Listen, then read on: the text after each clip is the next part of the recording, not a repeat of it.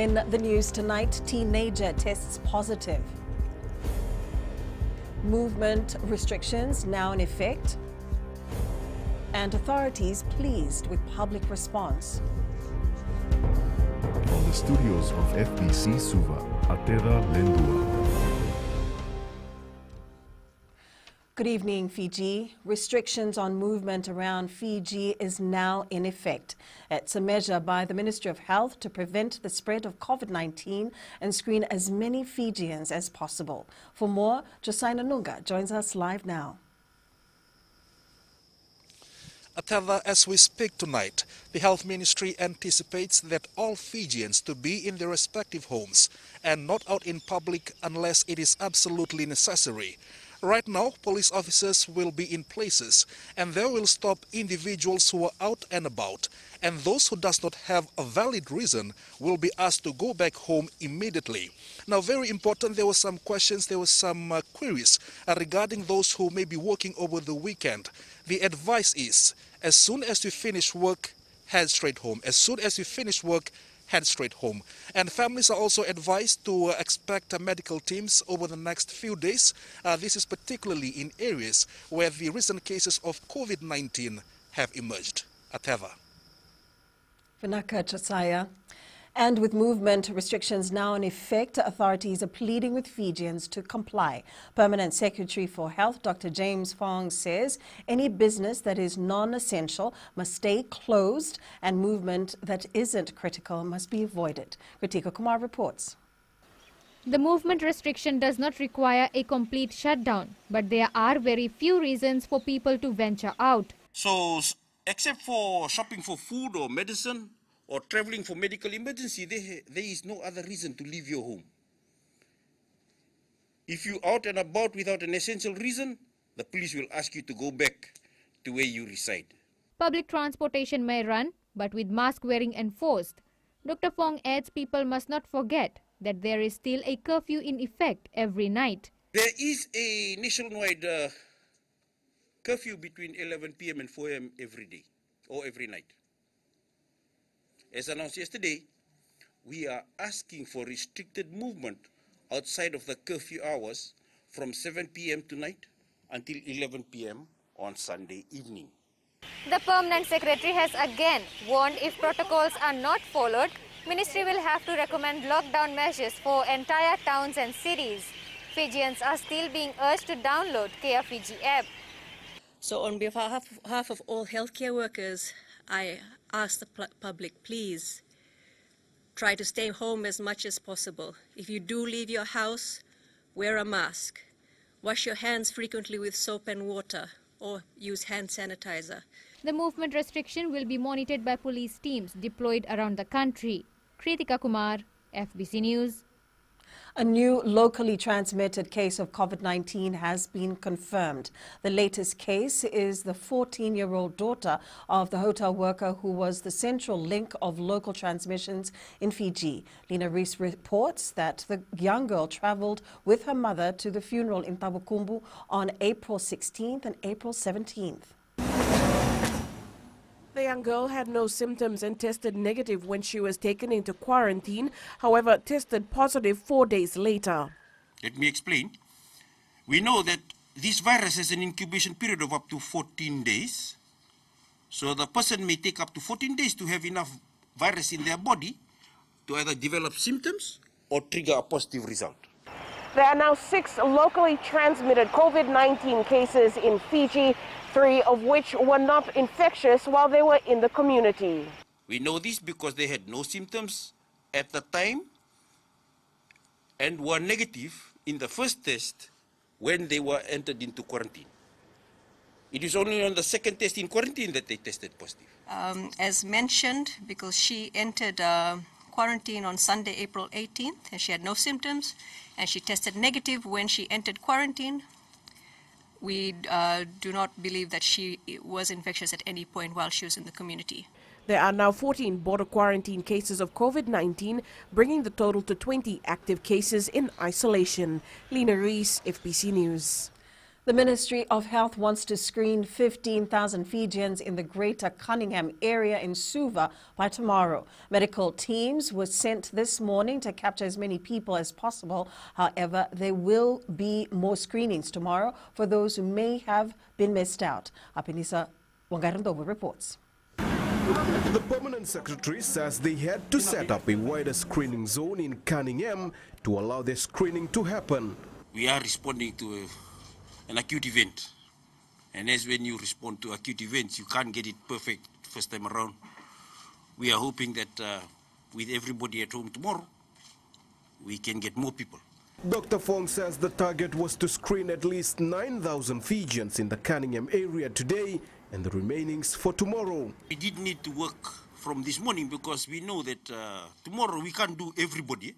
But I was told that we probably will be looking at around 15,000 persons. Meanwhile, at the containment area, food rations were distributed to families within the Wainitarwau containment area this morning. Relatives also made efforts to deliver what they could to this border where handing over take place without entering into the containment zone. I was here yesterday. Our Talatala called me.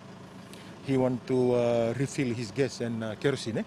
Today another family called. I think it's hard for them. Dr. Fong adds advance warning on the screening may also result in some people leaving their homes trying to avoid being screened. Apiniso Ngrandovu, FBC News. The Health Ministry has increased its daily COVID-19 laboratory tests daily in line with its response to the latest cases. Head of Health Protection, Dr. Alicia Sahukan, says they've conducted 828 tests yesterday, which indicated that our overall test positivity stands at 0.2%, and 7 days average test positivity is held steady at 0.5%. Josiah Nuga reports the percentage indicates that health screenings are being carried out appropriately. Teams are working around the clock testing Fijians in high-risk areas, contacts of the 6 confirmed local cases and health workers well above requirements. That test positivity essentially is the percentage of positives we get out of the total testing that we're doing. So if you see your test positivity start to rise, that's an indication that there is more community transmission happening. If your test positivity goes above 2%, and in the US I think they use 5%, that's indicating that you're not testing enough. There are many more cases out there than you're able to test and find. The Health Ministry has even gone beyond the World Health Organization requirements and benchmarks against the testing mechanism used by some developed countries. Decides, how things will pan out. So what you do is that you do more than you need to. Okay? So when I say to the public, I expect to find cases, that means I'm really looking because I know I'm going to find it. But that doesn't literally mean that I will find it. But we are going further than we need to in some instances. The ministry is confident of ramping up its testing over the next few days. Josiah Nuga, FBC News. Fiji will pay for 75% of the vaccines needed to inoculate Fijians against COVID-19. With confirmation that 25,000 doses have arrived and more are on the way, FBC News can confirm that the bulk of the AstraZeneca jabs will be purchased by the government. Head of the COVID-19 Vaccination Task Force, Dr. Rachel Devi, says 20% of the population will be covered by the COVAX facility. Kritika Kumar reports. The Health Ministry has confirmed its pathway to securing more vaccines to ensure 100% coverage for COVID-19 vaccination. 75% of the population of which we need to buy vaccines for, and definitely that's in the process. Dr. Rachel Devi says the full cost of buying the AstraZeneca vaccine is currently not known. It depends where we're buying from in terms of costing, and we're trying to get in the AstraZeneca vaccine. So the estimate cost will be known when we know where we're buying it from. Different amounts of the vaccine will be dispatched to parts of Fiji, targeting priority groups. The current priority is we still had some frontliners left in the last batch because there's quite a few of them. So we're definitely prioritizing them. We're definitely prioritizing vulnerable populations. Due to safety reasons, the vaccine is not being administered to children. So once those studies conclude, and then we have organizations like the WHO who will then look at the results and then recommend to us whether children should be vaccinated or not. With the first 2 batches of the vaccines, the Ministry of Health has so far vaccinated 10% of the targeted population with the first jab. Kritika Kumar, FBC News. Coming up, Tamboya apologizes but not to Sadalpa. And Fiji TV suspended from stock market.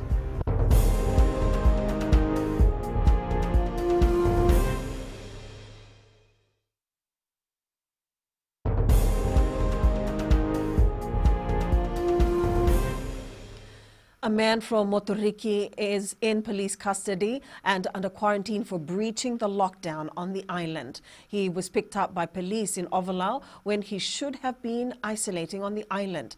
Permanent Secretary for the Health Ministry, Dr. James Fong, says the man swam across from Motoriki to Ovalau. He was caught by police in Ovalau and will be released after 14 days. The notable increase in people wearing face masks has been applauded by the Health Ministry. Permanent Secretary Dr. James Fong says these Fijians are sharing in the mission to keep Fiji safe from the pandemic. Apinisa Wangairondova reports relevant stakeholders are also on board, particularly the public transport sector. The supermarket was abuzz this morning, but people were wearing masks, and although difficult, social distancing was being maintained as much as possible.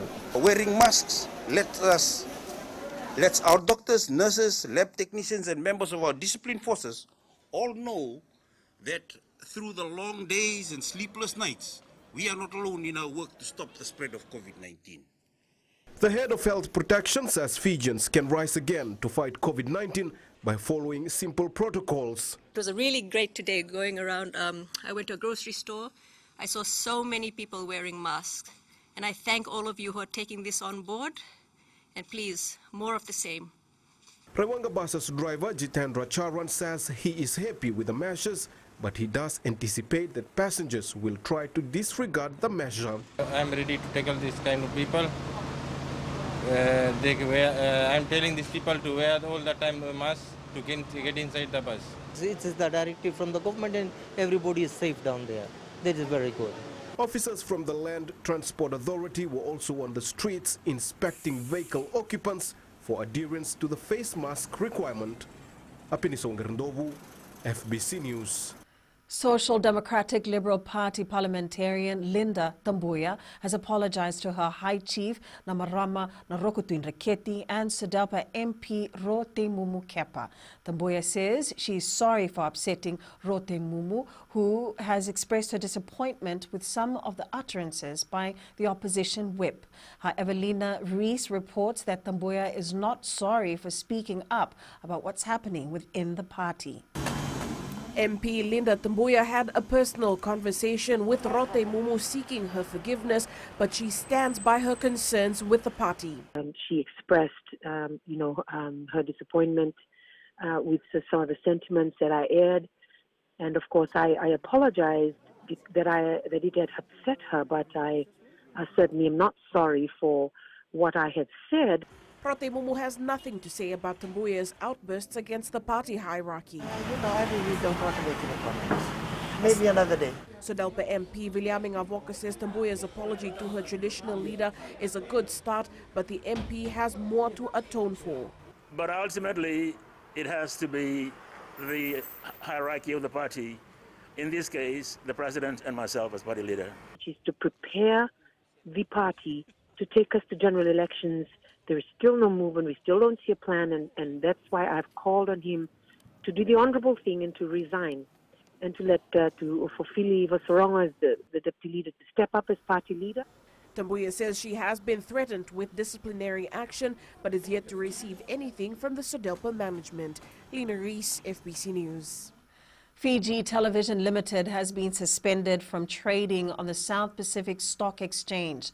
Acting SPX Chief Executive Pritesh Prasad says after Fiji TV recalled its financial accounts for 2018 and 2019, it had to be suspended to protect the interest of investors.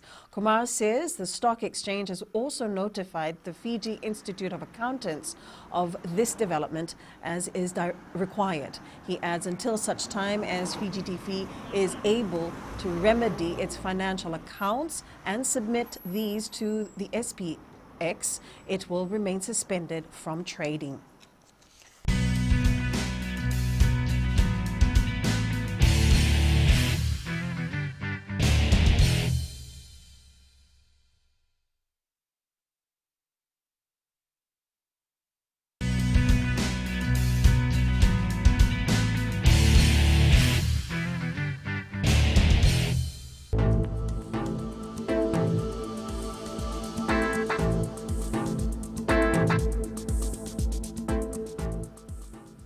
Cloudy periods with a few showers was experienced over the eastern and interior parts of Viti-Levu, Bono-Levu, Lau and Lomaiviti groups. Elsewhere, afternoon showers and thunderstorms were experienced. In the west, it was a good sunny day with a chance of rain later tonight. Eastwards from Pacific Harbour to Suva, fine conditions with a sporadic shower or two. Up north, cloudy conditions today and there may be some showers or thunderstorms later. At sea, easterly winds 15 to 20 knots, moderate to rough seas, moderate southerly swells. Turning to the tides, the next high tide is at 4:28 a.m. tomorrow, with low tide at 10:20 a.m. Sunrise is at 6:21. Outlook for tomorrow, fine apart from afternoon or evening showers and isolated thunderstorms. And looking further onto Monday, some showers and isolated afternoon or evening thunderstorms over most places.